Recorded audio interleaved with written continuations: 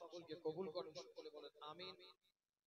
গুনাহগার বিদায় নেই, সকলে আমার জন্য দোয়া করবেন, আমি আপনাদের জন্য দোয়া করি। আমি টাইমের উপরে মানে মেইনটেইন করার চেষ্টা করি, কথা বুঝতে পেরেছেন? আল্লাহ শুকর, আল্লাহ যথাযথ সময় পৌঁছে দেন, আবার যথাযথ সময় ভিন্ন ভিন্ন জায়গায় যেতে হয়। সব জানেন যে সকাল থেকে কলকাতায় ছিলাম, কালকে প্রোগ্রাম করে, আগে প্রোগ্রাম করে কলকাতায় ছিলাম, কলকাতার মাদ্রাসা বোর্ডে গিয়েছি। বর্তমান সিনিয়র মাদ্রাসা সিলেবাস নিয়ে সাথে আলোচনা, বিভিন্ন ব্যস্ততার মধ্যে থাকতে হয়। প্রোগ্রাম নেওয়ার সময় একটা কথা বেশি বলি, এটা জেনে রাখা দরকার আপনাদের, টাইম মেইনটেইন। এই কথাটা যদি টাইম মেইনটেইন না করতে পারো আমাকে আল্লাহ। যাই হোক, আমি আমার সময় আল্লাহ আমাকে নিয়ে এসেছে, আলোচনা করেছি। আসবে হয়তো রাস্তাঘাটের পরিবেশ পরিস্থিতি সেটা বিষয় নয়। আল্লাহ আমাদের সকলকে আমাদের দ্বারা পরিপূর্ণ করেন, মর্যাদা ওয়ালা বানান। ইমাম সাহেবকে নিয়ে এসো, দুরূদ শরীফ। আল্লাহুম্মা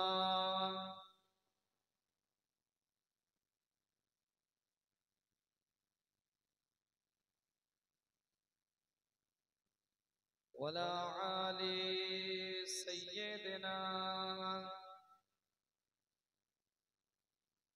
যাদের হৃদয়ে আছে আল্লাহর ভয়, তারা কবু পথ ভুলে যায় না।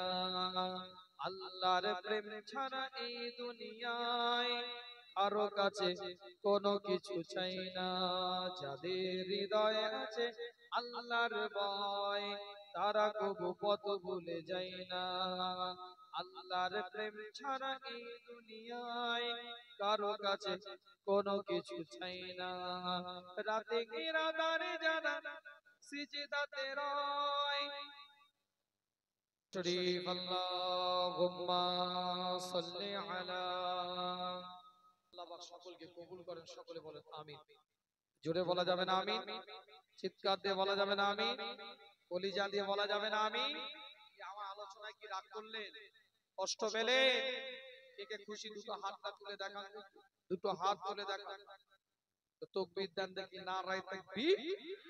ইমানদারের মতন আওয়াজ দেন দেখি, সাবু খাবার রোগীর মতন নয়, মুসলমানের মতন একটা আওয়াজ চিৎকার তুলেন দেখি, নারায়ে তাকবীর। আরো আওয়াজ দিয়ে বলেন দেখি, নারায়ে তাকবীর, নারায়ে তাকবীর, নারায়ে তাকবীর।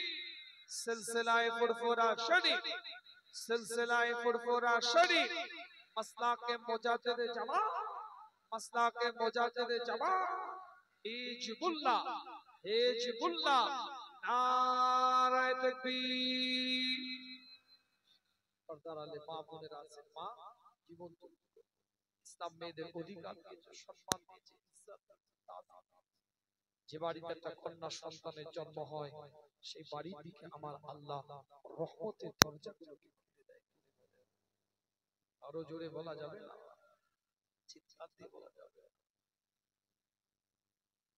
আল্লাহ নবী, আল্লাহ রাসূল, সাহাবে کرام হুজুরদের সাথে আলাপ আলোচনা করে, সাহাবে کرام হুজুরদের দিকে লক্ষ্য করে বলে, যে বাড়ির মধ্যে একটা কন্যা সন্তানের জন্ম হয়, ওই বাড়ি